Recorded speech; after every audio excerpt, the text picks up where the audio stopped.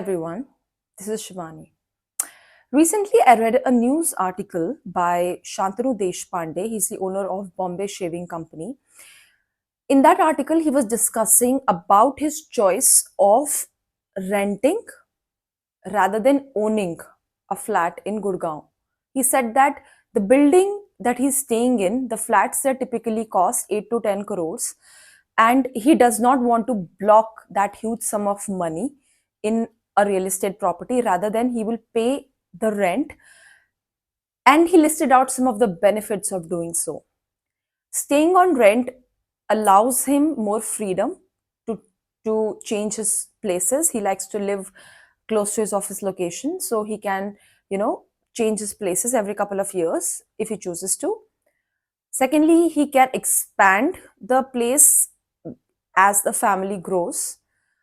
So, and third thing is that his money is not blocked, right? So these were some of the reasonings that were given by Shantanu by his choice for his choice of renting rather than owning. I am of the view that suppose in future, right, 40 years from now, would he have a lump sum amount of say 5 6 crore, right, that he can liquidate and use that money for traveling, seeing the world, things like that? Would the owner of the property would even give him 1% of the property value, even if he would have stayed in the property for next 40 years? I don't think so.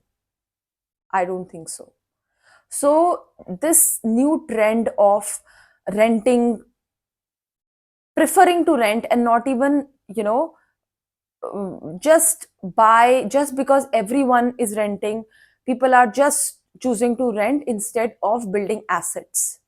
This is creating a very slippery slope in terms of money management by young people, right? There is a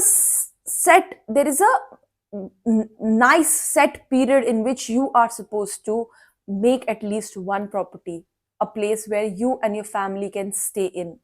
Okay, I'm not going to go into emotional side of things, why house is important and all.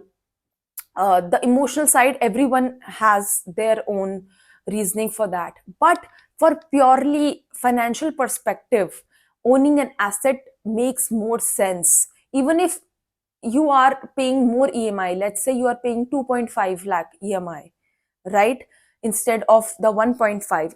If you are able to, I'll just say if you are able to manage that much, then go ahead. You are a founder of a company, you can definitely uh, create more assets. You are more flexible in terms of your earning capabilities as well.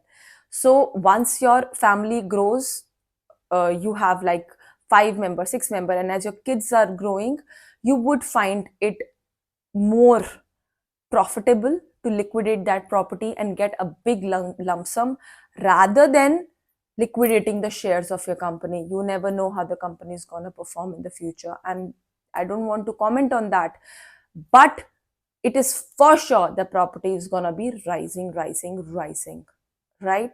So this is my take on why Gen Z and millennials should seriously consider at least owning one residential or commercial property as opposed to just purely renting property. Property is a store of value. It was one of the very famous English philosopher, I think it was an American philosopher, John Locke, who said that rationality in man governs him to create property, right? Presence of property of a person indicates that the person is rational. So if you are a rational person, you would create property as opposed to putting that money in the wind, right? Over there, if you are creating property, you're putting some money in a store vault. It is going to, it's safe. Okay, maybe maybe some extra money interest that they have, the bank has taken, that is a fee, They have provided you a facility, but then the rest of the amount is safe. That is something that you can use, as opposed to the entire sum in rent that is going away. Putting money in rent is equal to putting money in water, putting money in air. It is just going to go away. It is going away. It is not going to come back again at the same spot, right? So owning a property is rational.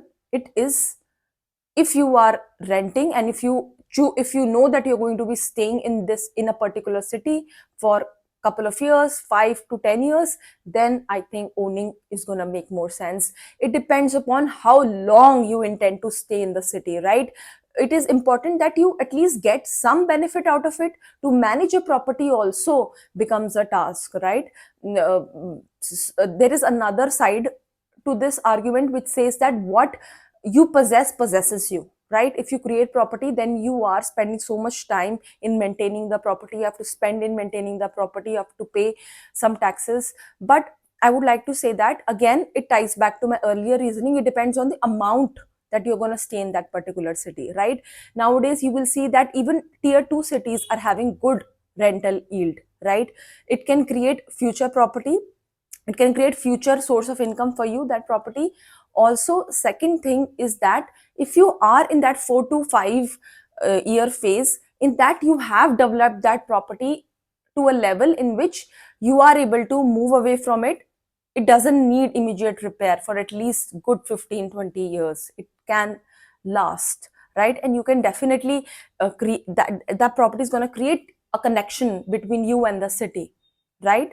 So if you are a young working professional who is residing in a city, in a metro city, consider suburban property. If you are in tier 2 city, consider central property, right? That is what rationality says.